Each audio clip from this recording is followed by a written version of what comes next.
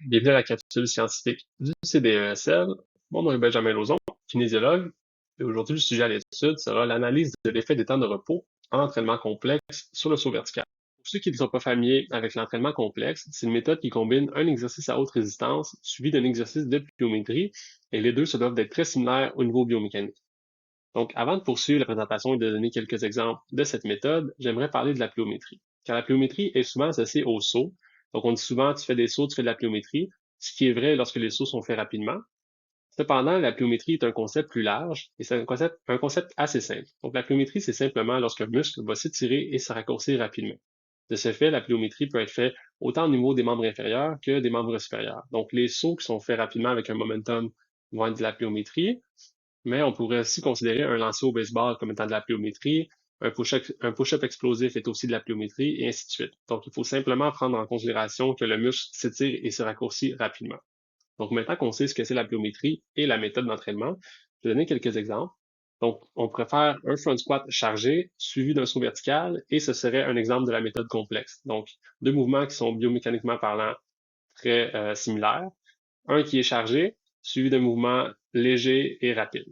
Au niveau des membres supérieurs, ça peut être un bench press suivi euh, d'un chest pad, donc un lancer de poitrine avec un ballon lesté. Donc, encore une fois, un mouvement lourd suivi d'un mouvement léger qui sont très similaires au niveau biomécanique. Donc, dans le passé, ça a été suggéré que cette méthode d'entraînement améliore la stimulation des exercices en pliométrie. Et l'objectif de l'étude d'aujourd'hui, c'est de déterminer si c'est véritablement le cas. Et cette étude va être plus spécifique au niveau des sauts.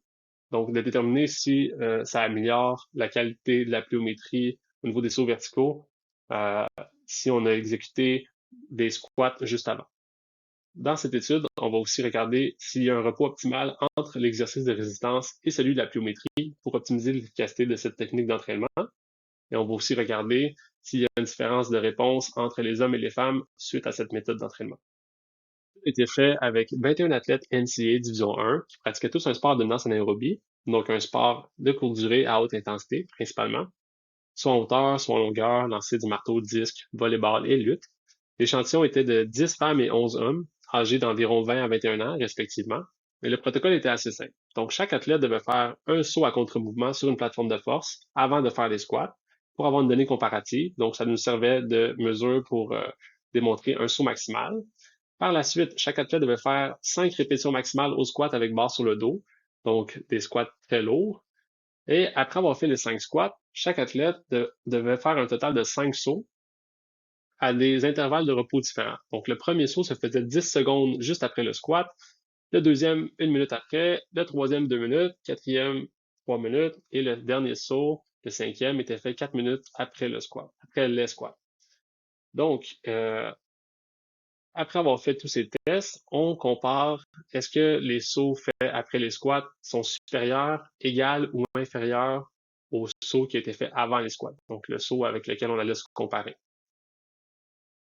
Donc, pour les résultats, je vous invite à regarder le tableau en bas. Ce qui est souligné en jaune, c'est le saut vertical qui a été exécuté avant les 5 RM, donc avant les 5 squats. Donc, c'est notre donnée comparative. Chez les femmes, on était à 56 cm plus ou moins 7 et les hommes, 87 cm plus ou moins 13. Ce qui est très intéressant ici, c'est la ligne juste en dessous, la ligne bleue. Ça représente le saut qui a été fait 10 secondes après avoir fait les 5 RM au squat. Donc, si on regarde chez les femmes, on a une baisse de 2 cm et chez les hommes de 9 cm en moyenne. Les deux résultats ont été considérés comme significatifs. Si vous regardez les hommes, c'est un petit peu plus facile à comprendre parce que l'écart est plus grand. Mais chez les deux sexes, les résultats sont significativement moins élevés. Okay? Donc, ça affirmerait que les sauts, la pliométrie fait juste après les exercices chargés, donc on parle de 10 secondes juste après, serait néfaste pour la qualité de la pliométrie. Cependant, si on regarde la minute 1 à la minute 4, donc le saut 2, 3, 4 et 5, l'étude a démontré aucune différence significative entre les sauts effectués. J'ai souligné la ligne qu'on saute 2 minutes après les squats et 3 minutes après les squats parce que c'est assez facile de comprendre. Lorsqu'on regarde les femmes, on est à 61 cm pour les deux. Donc, autant après 2 minutes de repos que 3 minutes de repos. Et pour les hommes, c'est même un petit peu le contraire qui se passe. À la deuxième minute, on aurait sauté en moyenne à 87 cm, alors qu'à la troisième minute, avec un peu plus de repos, on aurait sauté à 86 cm. Okay, donc, ce qui représente quand même bien euh, la démonstration qu'il n'y a pas une différence significative entre les différents temps de repos. Lorsqu'on regarde la 4e minute, on aurait tendance à croire que avec ce repos-là, on va sauter un peu plus haut, ce qui était le cas en moyenne, mais qui a été statistiquement prouvé comme étant non significatif. Okay?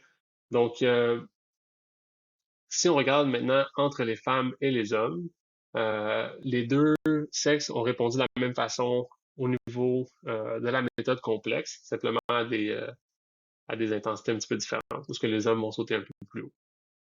En conclusion, l'étude va suggérer qu'on a un désavantage pour les mouvements de pliométrie quand ils sont effectués juste après l'exercice à haute résistance. Donc ici, on parlait de 10 secondes. Cependant, si les mouvements de pliométrie sont exécutés au minimum 1 minute après avoir fait l'exercice à haute résistance, on n'aurait pas de perte de qualité de mouvement. Donc, on resterait dans un mouvement aussi efficace que si on n'avait pas fait d'exercice chargé juste avant. On peut aussi voir, comme j'ai mentionné précédemment, qu'après 4 minutes de repos, on voyait peut-être un petit avantage et des petits gains en performance, mais c'était statistiquement non significatif. Et j'ai aussi mentionné là, que chez les hommes et les femmes, l'entraînement complexe a des effets similaires. Intéressant au niveau pratique, c'est que la méthode complexe permet de travailler la force maximale et la vitesse maximale simultanément, tant et aussi longtemps qu'on a minimalement 1 minute de repos entre l'exercice de haute résistance et la pliométrie. Donc, c'est vraiment intéressant au niveau de la planification annuelle de l'entraînement d'un athlète, parce qu'on peut maintenant travailler deux qualités musculaires ensemble, sans vraiment perdre de qualité, et ça nous permet aussi de sauver du temps. Donc, si on peut les faire dans la même séance, on n'a pas besoin de travailler la force max sur une séance et la vitesse max sur une autre, on peut le travailler ensemble. Bien évidemment, dans différents moments de la saison, c'est peut-être plus important de mettre un accent un peu plus sur un que sur l'autre pour plus se développer. Ce qui va être surtout le cas quand on est hors saison, en fait, dans le off-season. Mais dans la saison, lorsqu'on a un grand volume de matchs, beaucoup de pratiques, et qu'on peut pas se permettre un gros volume d'entraînement, c'est là que cette méthode d'entraînement-là devient vraiment efficace. Parce qu'on va pouvoir travailler les deux qualités simultanément, sauver du temps, et vu que la fréquence du travail de ces qualités va rester haute, on va pouvoir les maintenir longtemps. Donc, durant une saison, c'est une méthode d'entraînement qui est super efficace pour maintenir à la fois la force max et la vitesse maximale. De l'autre côté, ce qui est intéressant avec cette méthode-là, c'est qu'on risque de faire une meilleure transition entre la force maximale et les mouvements spécifiques du sport, parce qu'on va ajouter des mouvements de pliométrie dans la même séance qui risquent d'être beaucoup plus représentatifs des mouvements effectués par l'athlète lorsqu'il fait son sport. Donc, par exemple, lorsqu'on fait un back squat qui est chargé super lourd, c'est difficile d'être représentatif au sport parce qu'on peut pas sauter, on peut pas bouger vraiment vite, on essaie de bouger une charge qui est très très lourde. Donc, souvent, on la bouge un petit peu moins rapidement. Alors que si dans la même séance, après avoir fait un squat super lourd, euh, je vais prendre par exemple un joueur de volleyball qui doit sauter beaucoup, si après avoir fait ses squats lourds, je peux lui permettre de faire des répétitions et des répétitions et des répétitions de sauts, mais là, on augmente la coordination intermusculaire parce on pratique beaucoup plus le mouvement spécifique du sport avec les nouveaux acquis qu'on a en force. Donc, si on peut combiner les deux, la transition vers le terrain risque d'être supérieure que si on fait juste de la force maximale et qu'on n'a pas de mouvement spécifique au sport. Okay? Donc, ça va être un peu plus facile, selon moi, de faire une belle transition. On peut jumeler des mouvements représentatifs du sport avec la force maximale. Merci d'avoir été à l'écoute pour la présentation d'aujourd'hui. Je vous invite à nous suivre sur notre compte Instagram au CDESL_kin pour plus de conseils et d'expertise sur l'entraînement et la kinésiologie. Vous pouvez aussi aller voir notre site internet au cdesl.net pour toute information concernant nos services. On offre des services en kinésiologie, pour la préparation physique, en préparation mentale et en nutrition. Et j'aimerais finir en remerciant tous nos partenaires qui nous permettent de rendre des projets comme ceux-là possibles. Merci à tous et passez une belle journée.